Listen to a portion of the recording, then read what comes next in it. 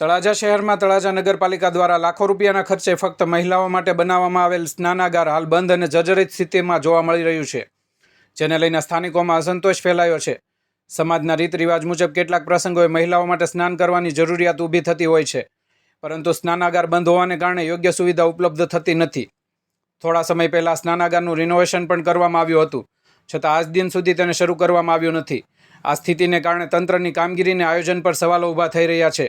જો સુવિધા તૈયાર છે તો જનતા માટે ઉપલબ્ધ કેમ નથી? આ મુદ્દે વોર્ડ નંબર 2ના નગરસેવક ફિરોઝભાઈ દસાડિયા દ્વારા તેમના સાથીદારો અને વિસ્તારના રહેવાસીઓએ ચેતવણી આપી છે। જો સ્નાનાગાર તાત્કાલિક શરૂ નહીં કરવામાં આવે તો તળાજા નગરપાલિકાના આંગણે આંદોલન કરવામાં આવશે। મહિલાઓ માટે બનાવેલી આ જરૂરી સુવિધા વહેલી તકે શરૂ કરવામાં આવે અને તંત્ર જવાબદારી નિભાવે। હવે તંત્ર દ્વારા આ શું પગલાં લેવામાં આવશે એ બસ આગામી સમયમાં જોવું જ રહ્યું। બ્યુરો રિપોર્ટ, ગુજરાત આઈ ન્યૂઝ, તળાજા।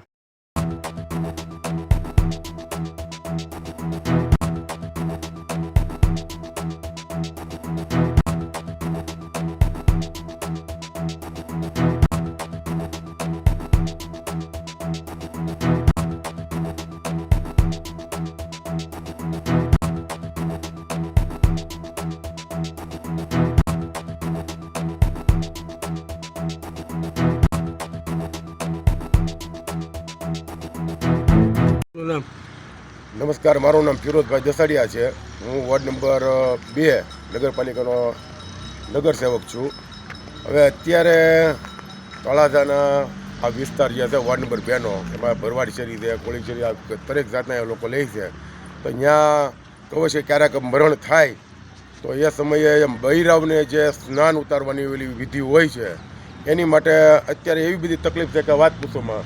જ્યારે વર્ષો પહેલાં તળાજા નગરપાલિકા દ્વારા આ એક સ્નાનાગાર મહિલાઓ માટે ખાસ બનાવેલું હતું, જે આ લોકોની અણઆવડતને હિસાબે અથવા તો કોઈ રાગ દ્વેષને હિસાબે આ સ્નાનાઘર બંધ કરવામાં આવે છે। તો અત્યારે આ લોકો મહિલાઓ જે છે એ લોકોને નાહવા જવા માટે કે જે કાંઈ વિધિ કરવા માટે તો લોકો બીજા ક્યાંક જગ્યાઓ ગોતવી પડે છે, લીલાપીર બાપુની દરગાહે જવું પડે છે। તો શા માટે આ બંધ કરવામાં આવ્યું છે એ કોઈ સમજાતું નથી। પાણીનો ટાંકો છે, ઉપર વ્યવસ્થિત જગ્યા છે, તો આ લોકોની અણઆવડત છે કે કોઈ રાગદ્વેષ રાખવામાં આવે છે? મારું કહેવું એમ છે કે આ સ્નાનાઘર જે છે મહિલાઓ માટે વહેલી તકે આજની આજ અથવા તો ટૂંક સમયની અંદર ચાલુ થાય એવી મહેનત કરવી પડે એ લોકોને। તો તમારું એમ કેવું છે કે ખુલ્લામાં બૈરાવ સ્નાન કરે છે? ખુલ્લામાં સ્નાન કરીએ સારું ન લાગે ને, તળાજાની આબરૂનો સવાલ થાય છે, આપણી મા બહેનું છે, તો એની માટે અહીંયા સરકારે ખર્ચો કર્યો છે પાલિકાએ, તો શા માટે એ અત્યારે આ બંધ હાલતમાં છે, ખંડેર થઈને પડ્યું છે અત્યારે, બરાબર છે?